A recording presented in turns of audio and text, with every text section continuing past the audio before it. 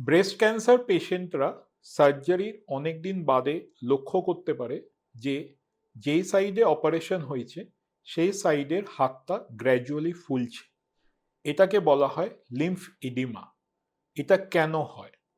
Normally আমাদের রক্ত সঞ্চালনের রাস্তা থেকে একটা ফ্লুইড লিক হয়, যেটাকে বলা হয় লিম্ফ। এটা নর্মালি লিম্ফ নোডগুলো শুষে নেয়। কিন্তু ব্রেস্ট ক্যান্সার পেশেন্টদের যখন সার্জারি করা হয়, তখন ব্রেস্টের টিউমারের সঙ্গে বগল মানে অ্যাক্সিলার লিম্ফ নোডগুলোও কিন্তু সরানো হয়।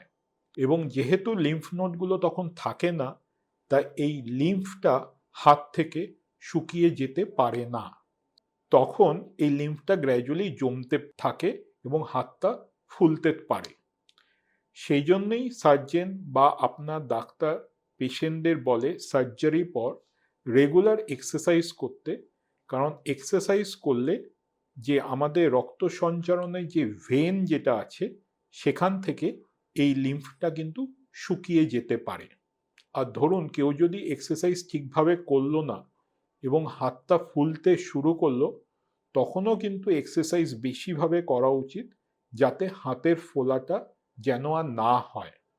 তাও যদি ফুলতে থাকে, তখন একটা ক্রেপ ব্যান্ডেজ হয়তো আপনার ডাক্তার পরতে বলতে পারে। তাই যখনই অপারেশন হয়, আপনার ডাক্তার যদি বলে যে রেগুলার হাতের এক্সারসাইজ করতে, সেই অ্যাডভাইসটা কিন্তু ফলো করবেন, যাতে এই হাতের ফোলাটা আমরা অ্যাভয়েড করতে পারি।